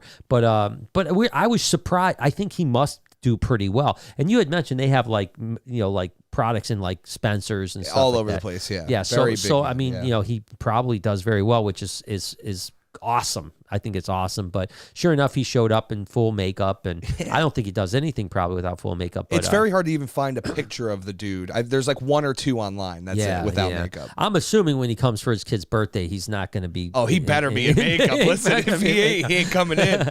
But no, Shaggy was really cool. Keegan was really cool, and I can't wait to. I've said this in the vlog, and I've said this on the podcast that 2022 to me was about creating relationships, in more genuine relationships, not just relationships that are casual, because I have a lot of casual relationships, but not very many very deep ones. And this year I want to create some relationships with people that will be beneficial for me and for them. So, and I'm not talking about like, I'm always looking for friends. I want friends. I'm talking about like relationships that help business wise, help, advance, not just business, but also advance me as a person, and I think that the relationship with those guys is going to be pretty instrumental in that way. I agree, dude. And already, we're just a few weeks into 2020, and already we've created a tremendous amount of relationships. For sure. I probably have started more relationships in the last 3 weeks than I did all of last year. For sure, yeah. And hopefully that will equate to a lot of different changes over the next 8 to 12 months. And hey, listen, we have a lot going on, right? We have a lot of big initiatives. You guys, I talked about Animal Con USA, and that's a ginormous initiative that we're launching this year. Obviously, the expansion this year is hopefully going to happen this year. And then we have one or two other businesses that were in the very early stages, and by mid 2020, say third quarter of 2020, those businesses will be in full tilt as well, or at least starting, to get rolling. And by doing that, so really there's 3 new businesses and expansion. So 4 major initiatives happening for me this year, not to mention running all the things. And really, I think the Beast experience really changed. I wanted Jay to come down because I wanted him to see. When I went down there, the first time to shoot by myself, it was really inspirational, but I was just by myself. It's hard to explain, honestly. Like, I've been trying to explain to family and friends since we went, and it's like impossible to understand. Yeah, and not to mention, I think that, when I was down there the first time, I was more heavily involved in the filming side. This time I wasn't really involved. I was just doing a snake thing. And so I didn't have a chance to really like chit chat with a lot of people. Whereas this time there was a lot more time. We had a lot more time to catch some relationships and talk to a lot of the team that makes them successful and how they do it. And quite frankly, we had a probably good hour and a half conversation with a couple of their key people that almost changed the entire way I looked at YouTube. Me too. And that's pretty astonishing for someone that's been doing it since 2008 to almost come away with a conversation that was like almost like, one thing that not to go into too many details and tell you who things are, but the one guy said, most YouTubers get trapped. So most successful YouTubers get trapped between 2 and 10 million subscribers. If you've gotten to 2 million subscribers, you have something that people are interested in watching, right? Whether it's a personality, a content, a character, lifestyle, whatever it is, you've created an interest in your brand, But to break beyond 10, most people between 2 and 10, and I couldn't agree with them more, because we fall in this category. You don't really know what you're doing. You're just putting content out, right? Yeah. And then you look at the Beast. Organization, Mr. Beast, and everything is about numbers, 100% about numbers. I mean, there is nothing that gets done if it doesn't make 100%. He has analytics people that are literally breaking down every second of every video. Yeah. And I'll take a look at our analytics and maybe take a look at our audience retention, and I'll spend 5 minutes looking at it. He has people that will spend 2 days. Yeah, that's their job. 2 full days, 8 hours a day, just looking at that particular metric. Graphs, yeah. Just that metric, that one metric of audience retention, and breaking down every second of the video, saying like, as soon as you said this, we lost 5%. Don't ever say that again. Or don't ever do this, or don't inflect this way, or when do we need a jump? When do we need a cut? Because we went 10 seconds longer than we should have, and we lost. I mean, that's crazy to think of YouTube on that type of a metric standpoint. Yeah, the psychology of YouTube, yeah, right? And I'm not saying we're going to go that direction because we don't have the resources. As a matter of fact, when I talked to I had a meeting yesterday with one of the crew, and they said, that when they have a problem, they throw money at it. That's how they fix their problems, and obviously that's not a sustainable. It was kind of funny, like I saw, because I did a lot of Mr. Beast research over the last few weeks because we've been so intricately involved. I just, watched a lot of things that he was involved in. And 2 years ago, he was on, I remember this when he went on Casey Neistat's vlog, and Casey did a little bit of an interview, which Casey didn't do much of, you know what I mean? But he did in this case. And I remember it was like he had spent $2 million that year on producing videos. Now he's spending $1 million to $3 million per video. Exactly. So he went from spending $2 million to spending like $50 million just in 2 years. In 2 years, he went from $2 million to $50 million. That's astonishing to me that you could get to that point of the way he did things. So it's a very different thing. So we're not going to try to Mr. Beast it because we're not Mr. Beast, and what works for him may not work for us. But I still think it changes our ideology and how. And one of the things I'm going to talk about this. I don't know if me and you haven't really said we were going to say something, but I'm going to talk about it anyways. We're talking about, I think if everything goes well, every Saturday. And by the way, I don't know if we talked about that, Jay, but I think Saturday is the day I've been thinking. I think every Saturday we're going to do a more produced video. Okay, sweet. Okay? So we'll film. We said we'll film it on a Tuesday because that's our best like meaning film. releasing it. Okay, we'll release it on a Saturday. So every week, all the other days we're going to just have the vlog pretty similar. Hopefully, we'll hone our craft a little bit better. We always are. We're always in the process of developing things, but we're going to try to do one video that is more interesting once a week. That isn't just like a day in the life, but something that's very specific. Whether it be a build that's very specific, a challenge that's specific, whatever. I mean, something that is way more produced than, like right now, Jay and I might spend half hour, 45 minutes, maybe on the long shot, an hour a day on pre-production. Yeah, talking about what we want to do. These things we want to spend maybe several hours. Yep. Pre-producing what we're going to do before we even turn a camera on. Yes, sir. And so my idea is that we would release that every Saturday. I love we that. would release a video that is much higher quality video, shot better, lots more angles, lots more editing. I mean, lots more editing for Jay. Yeah. But it'll be a way better, way more watchable product, regardless for anybody. So that's going to be our test, right? We're going to continue making videos every day, and we're going to test when we put this video out on Saturday. Will that Saturday video perform, and how will it perform compared to our other videos? Twice as well, four times as well, or the same? And we'll also listen to you guys on how you feel about it. I mean, how do you feel about this new style? And will you look forward to it's Saturday, we get to see the cooler video this week? Yeah. Like maybe you're still like, hey, I love watching your stuff on the weekdays, but Saturday's the day I can't wait for. Yeah. And so we're gonna give that a shot, and that'll start not this week, obviously. But soon. It could be this week. Yeah. It could be this coming week. Yeah. We might. Well, actually, next Saturday we have the Beast video coming out. Okay. So probably the next Saturday. But we might as well start just the planning now, so we're always way ahead on planning the video. So. Yeah, because this is the thing. It might take us 5 or 6 days to plan this video out, whereas our normal daily vlog is planned in the morning. Yeah. Like I come in, we talk a little bit, and then we're shooting. So this will be we're excited. That came that came from the Beast thing. So yeah, we're definitely very excited to make some new moves in 2022. Yeah, it's going to be good. So any other supers? Yeah, Scales and Shells says any advice for a floppy BCC, like clumsy, flailing his whole body when getting him out, or if he moves and loses something from his tail? So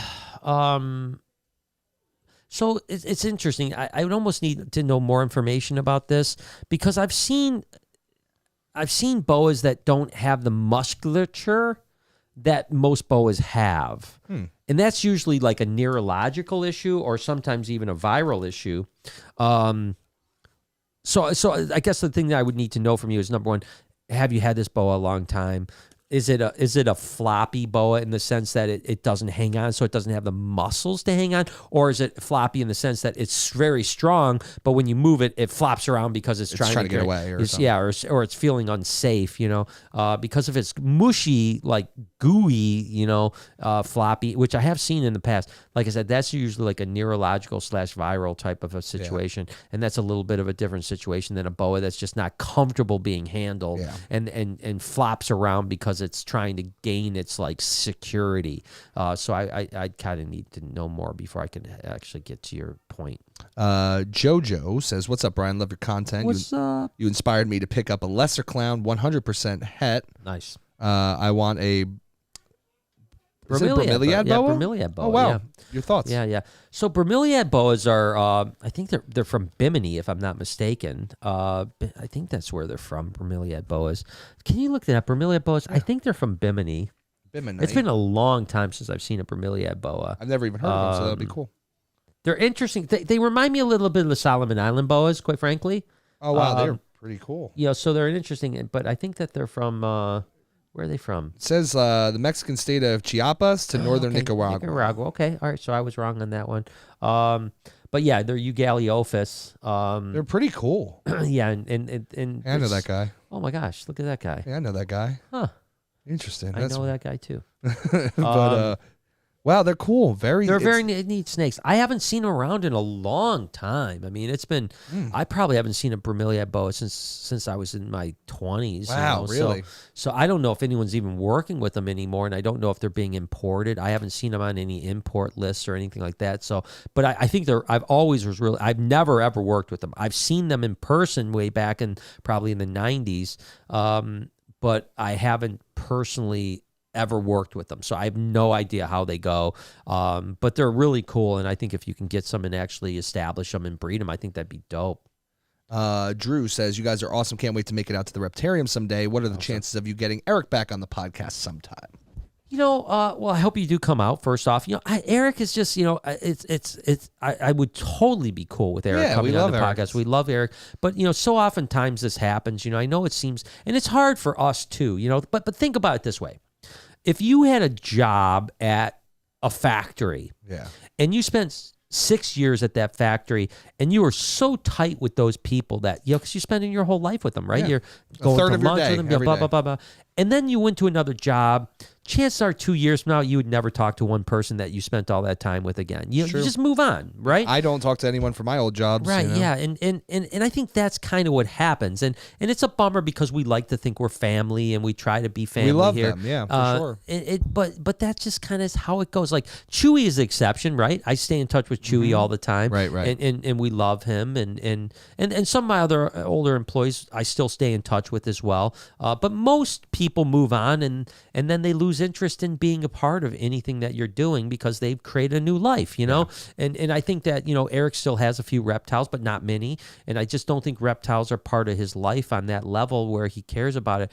Would I want to have him on again? If Eric called me today, and we occasionally exchange texts or something like that, if he said, "Hey man, I'd like to come and chat," he's always welcome here. He's always welcome to come on the podcast, and we wish him the best of luck in all his endeavors in life. But that's just the harsh reality, and I think that sometimes people that watch the vlog, for instance, they don't realize that it's still a job, and that when they don't think about it the same way they would think about any other job. That when you leave that job, you typically leave that job, and it's gone. And I know it seems like different because you see us filming together. You're like, well, how could someone just leave and be gone? But it is just a job for them. So for some people, they're lifers, and that's what we're trying to achieve now with our current crew. Is we're trying to create lifers, people that we're trying to create an environment on all levels, where benefits, we can all grow. Where we can all grow, we can all make more money, we can all have more benefits, we can all have more vacation time and all these other things, to where it's like now become like, hey, I can work here the rest of my life. Right. Quite frankly, there was a lot of my career where that wasn't an option. I couldn't pay people enough to keep them here for the rest of their life because we didn't make enough. You know what I mean? We were, that's the way it is. Now that we're as diverse as we are and we have so many, different things going on, we're getting better at that point where we can pay people more, we can keep them around more, and we're trying to keep people, here and happy. So yeah, I know I got deep on that one. No, that's fine. That's exactly what it needed. Yeah. That's all I got over here, Mr. Brown. So let's see here. I want to really wrap up probably just a little bit with expansion, talk about expansion a little bit. Heck yeah. So it's interesting, I did a video and I was trying to, listen, the other thing I talked about in the videos is being a little bit more honest with everybody about just my feelings about everything, and I don't know how much I'll do it. It's not like every day you're going to get a dissertation of how I feel about something, but every now and then I might talk about, some of the things that are on my mind that I normally don't talk about. I keep to myself. And one of the things I talked about was like, should we expand this year in 2022? Because listen, I don't know what's going to happen. I'm not a prognosticator, but I think most people agree that there's some hardship coming. You know what I mean? Like we're coming out of a pandemic, which is great. That's fantastic. Yeah. I think a lot of people, myself included, believe that the pandemic is almost over, even though we're in the shit right now. We're getting closer to being out of it. Right. But we economically we're not in, we got inflation, we have the Fed's going to start raising interest rates, which is going to slow down the economy because they want to slow down the economy to stop inflation. And the dollar store is a $1.25 store now. Yeah, and dollar store is $1.25. That's all I'm saying.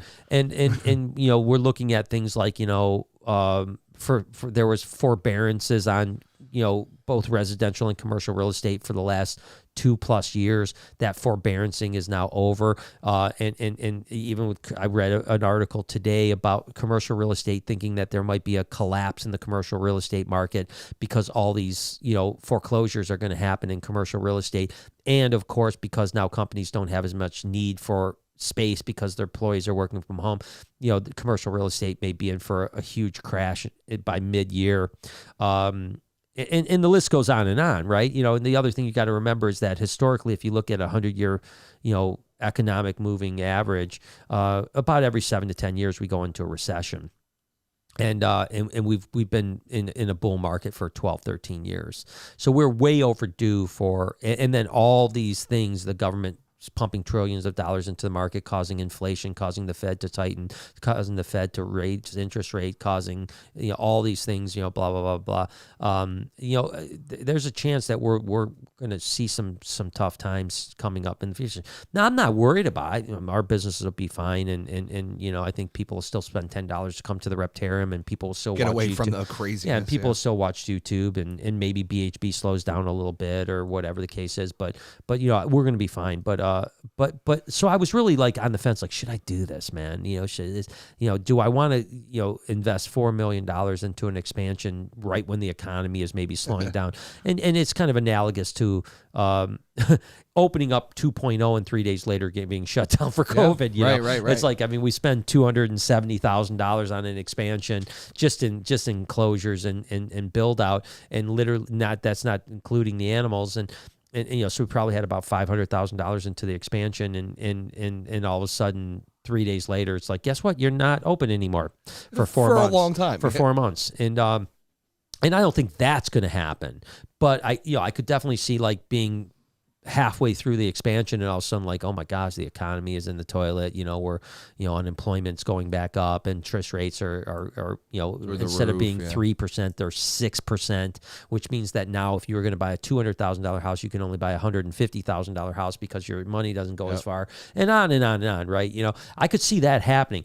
That being said, I think that I have decided that I'm just going to go forward no matter what. Hell yeah, I just think that I'm ready, and I'll just everything's been falling into place, right? Yeah. I haven't had to kick any doors down. That's what I always say in business is don't kick doors down. The door's open, go for it. Yeah, if the door's open, if enough doors open, you should go for it. And there are times to kick a door down, but if you've got to kick 10 doors down, you're probably there's probably the universe telling you it's not the right time. Yeah. And right now, all these doors have opened. We're still not there. We're way off. I mean, we haven't even got the step construction. 8. Yeah, we started with step 1. We got 100 steps. We're at step 8, 9, 10, somewhere in that range. Yeah. So we're 10% there. You know, we still have 90% to go, but right now everything looks pretty positive. And we should be getting some news soon too. Yeah, even, construction right? blueprint should be, within the next 2 weeks. We should have That's construction blueprints. Then we can get those off to general contractors, get pricing, and then now we'll start looking at hard numbers. Right, we're not just looking at these estimates. Oh, I think it could cost this much. It could be this much. It could be this much. Now we're going to see actual hard data, and that'll give us an opportunity to understand about budgeting and so on like that. Right. But yeah, no, I think that my point is that, I think we're just going to move forward and try to get this at least started in 2022. And I'm hoping that by, sometime in 2023, hopefully first quarter 2023, maybe be done with at least the reptile expansion. And then sometime by, the end of summer 2023, say fall, something like that, the aquarium will be open somewhere in that range. So beautiful. So I just wanted to kind of update you guys on where we're at with the expansion and what we're excited about. And there's so many, I just think that you guys know I'm not a money guy. I don't really care about money. Money is safety to me. It's just it gives me security. It doesn't give me like Rolexes and stuff like that. And so but if I just waited, even though it might be a more financially less risky move, in the grand scheme of things, what does it matter? You know what I mean? And you get a dope zoo. Yeah, I'm doing this to be happy, and I want to get it done. So I'm going to push forward with that and see where we're at. But and then hopefully, things will fall into place. Hey, maybe the Betty White, people will donate to me. Betty White Day starting tomorrow. I love it, man. Scottish Rob said on topic, says, still thinking about opening up any reptariums in other cities. I know that 3.0 is on the front of your mind, but in the future? So it's a great question, man. And I think if you would have asked me this 6 months ago, I would have said absolutely not. No, you would have. I think people have. You're like, no. Yeah, I've been offered, like, hey, would you like to open up something with us? And I've said no. I'm not going to rule it out, right? And it has to be the right scenario. What you've got to remember, let's say if I franchise, so I can't open up something in another city because I don't live there, So let's say someone on the East Coast or West Coast or Florida. I don't know if I'd want to do Florida, but as a matter of fact, I would not want to do Florida. I would not want to do Florida at all. So many reasons. Yeah, just the FWC down there alone. Did you hear that Ty got into some issues? Yeah. Sucks. Yeah, I had to put down a bunch of iguanas. Such a shame. Yeah, it's just ridiculous. But so definitely not Florida, but say Texas or something like that.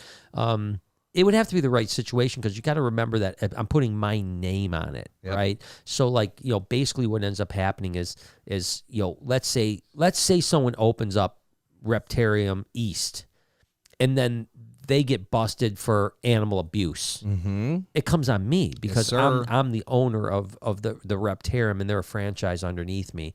And don't get me wrong, if I ever did that, I would want to be intricately involved in the planning, the animals, the direction, and then ultimately, make monthly visits to that location. But you're right. Like you're 100% or right. the other thing, what happens if an animal hurts one of the patrons? Yeah.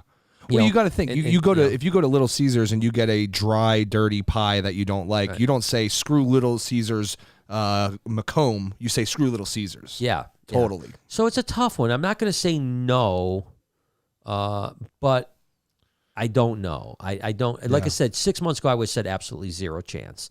Now I'm going to leave that as an open possibility. But it's got to be the right situation. I mean, if it's not 100% right and it feels right, I would walk away from it for a second. Again, keeping in mind that the only thing that I would, yes, there would be a financial gain by doing this, but that's not what motivates me. The only thing that would motivate me by opening up a location far enough away from here would be that I could attack a different location to get people to love reptiles, right? So I think that is the only reason. Like, I mean, from a financial standpoint, not worth it to me. The headache, the hassle, not worth it at all. But is it something that I could say, hey, I'd love to have a place in Texas and then I could have all these people in Texas that are like falling in love with reptiles because of what we do, just like we do here in Southeast Michigan. And we get an extra home base in Texas. Yeah, Hell yeah, dude. Yeah. So, again, I'm not gonna, whatever. I won't, No, we feel you. We'll see what happens in the future. Yeah. Austin came back again. What's up, brother? You're crushing today, brother. He says, now I remember on a snake talk a while back that there was a purple bull snake. I also want to bring that back in the future because is it Pituophis? Pituophis, sorry. As a whole have been slept on as far as I've seen. Much love, guys. Go Pack, go. Yeah, we got the 49ers. We got the Pack. My prediction is the Packers are going to. Oh, dude. I think there's a 5 point. I think 5 point. If I were a betting man, which I am not, by the way, I gamble on every day of my life. Gamble on lizards. Yeah, I gamble on reptiles. I would take the Pack and give them the 5 points, and I think that the Packers are going to win by more than 5 points, and I would be very surprised if something. But I will say this: the one thing they have going, we won't go into a football dissertation here, but the Pack doesn't have the best run defense, and San Francisco has an amazing run game.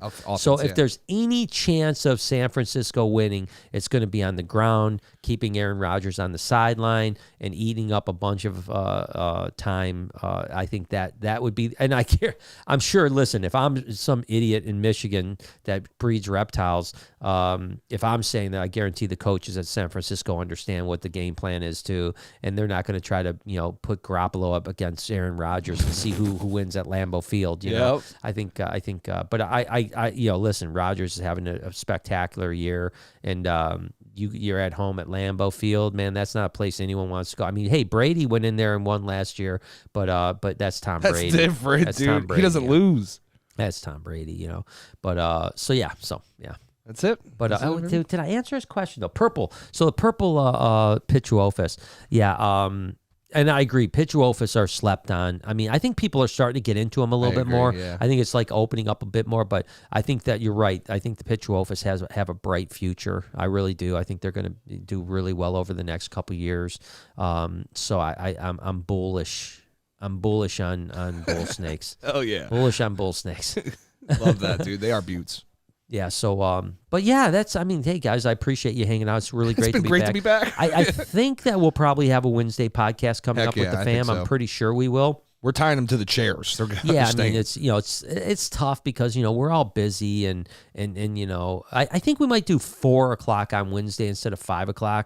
It's probably smart in the winter months. Yeah. That way we get out of here a little bit earlier and stuff like that. Saturday's okay because I work until, we're here till 9 anyways at night. So it's not that big of a deal. But on Wednesdays, it's like, to get home at 8:00. And a lot of times you're trying to do busy work to stay here till 5. You know what I mean? Like instead of being out at 4 Yeah. During the summer, we're usually here later because there's more breeding going on and more stuff like that. Yeah. So I think there's going to be a Wednesday podcast, pretty sure, but there'll definitely be a next Saturday podcast.